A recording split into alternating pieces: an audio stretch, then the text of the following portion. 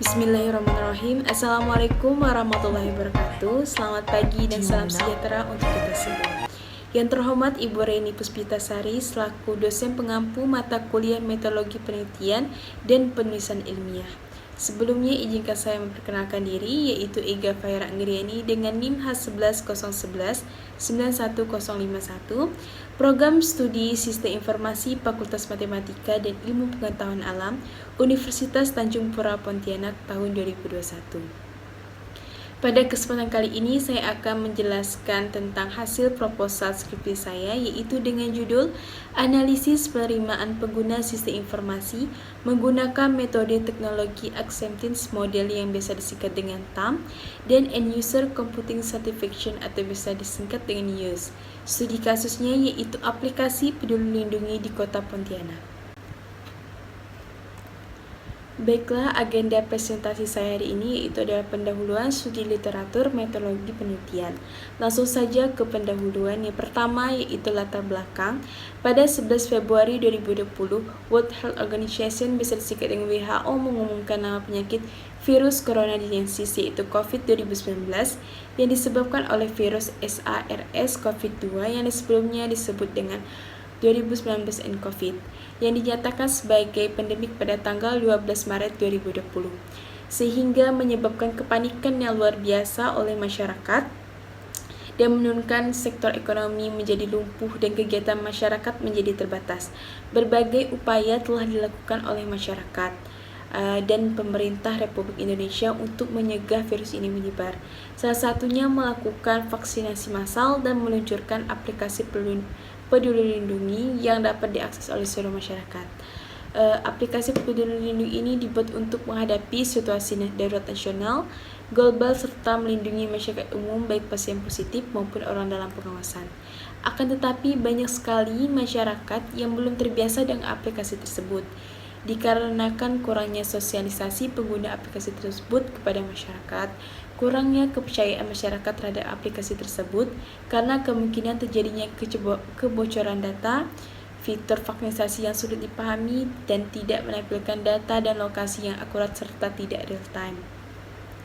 Oleh karena itu, untuk mengetahui apakah aplikasi Peduli Lindungi ini dapat diterima atau digunakan oleh pengguna atau masyarakat, maka perlu dilakukan penelitian lebih lanjut dengan menggunakan metode teknologi acceptance model yaitu TAM dan End User Computing Satisfaction atau USE. Selanjutnya, rumusan masalah. Yang pertama, bagaimana cara menganalisis penerimaan masyarakat terhadap aplikasi Peduli Lindungi.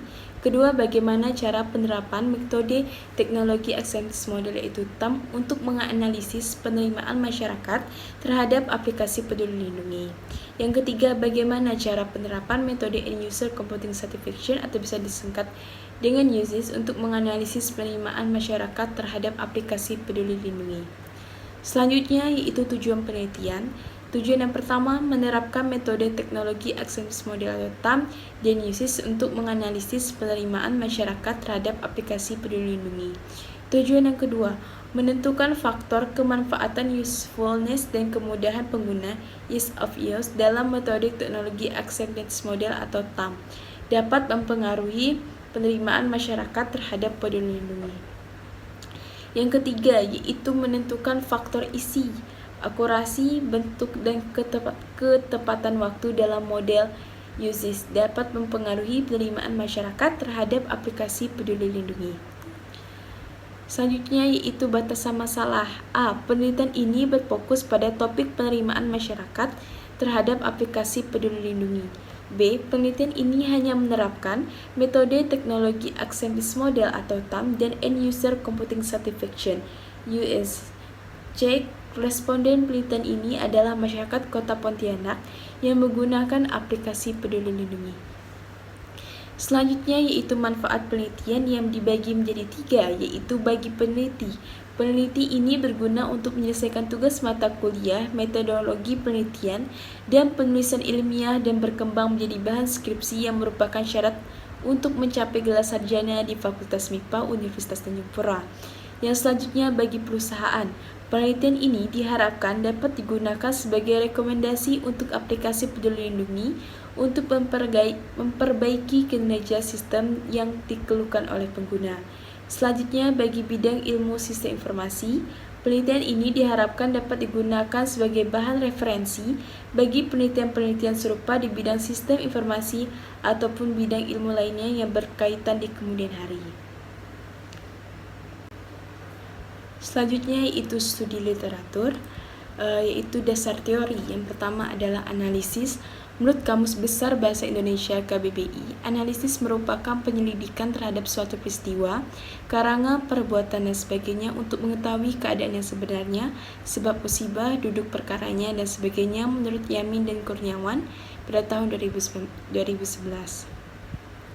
Penerimaan pengguna merupakan keinginan pengguna dalam memanfaatkan teknologi informasi yang didesain untuk membantu pekerjaan dan dipandang sebagai faktor internal yang menentukan sukses atau tidaknya pengguna teknologi informasi menurut Nasir 2013, Putri 2019.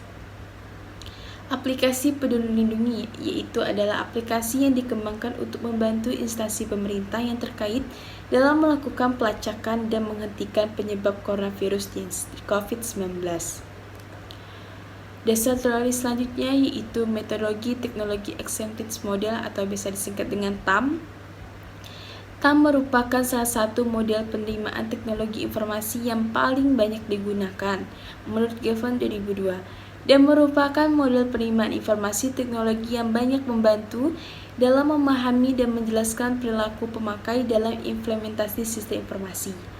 TAM memperkenalkan dua variabel kunci yaitu perceived ease of use yaitu kemudahan dan perceived usefulness yaitu kebermanfaatan yang memiliki referensi pusat dan memprediksi sikap penerimaan pengguna yaitu acceptance IT terhadap teknologi komputer. Model dasar TAM teknologi acceptance model sebagai berikut. Bisa dilihat di gambar. Pertama yaitu persepsi kemudahan pengguna yaitu didefinisikan sebagai sejauh mana seorang percaya bahwa menggunakan suatu teknologi informasi akan bebas dari usaha. Dua, persepsi kebermanfaatan didefinisikan sebagai sejauh mana orang percaya bahwa menggunakan suatu teknologi informasi akan meningkatkan kinerjanya. Yang ketiga, sikap terhadap penggunaan teknologi didefinisikan sebagai evaluasi dari pemakaian tentang ketertarikan dalam menggunakan teknologi informasi. Selanjutnya, minat perilaku menggunakan teknologi didefinisikan sebagai minat keinginan seseorang untuk melakukan perilaku tertentu. Dan terakhir, penggunaan teknologi informasi sesungguhnya diukur dengan jumlah waktu yang digunakan untuk berinteraksi dengan teknologi dan frekuensi pengguna teknologi tersebut. Metode yang kedua yaitu metode End User Computing Satisfaction atau biasa disingkat dengan UCIS, yaitu model lain dari penerimaan teknologi adalah yaitu End User Computing Satisfaction yang dikembangkan oleh Doll dan Torquezadeh pada tahun 1998. Model ini digunakan untuk mengukur kepuasan pemakaian terhadap sistem informasi. Dengan adanya kepuasan pemakai tersebut, maka akan timbul penerimaan pada sistem informasi yang dipergunakan dalam suatu organisasi.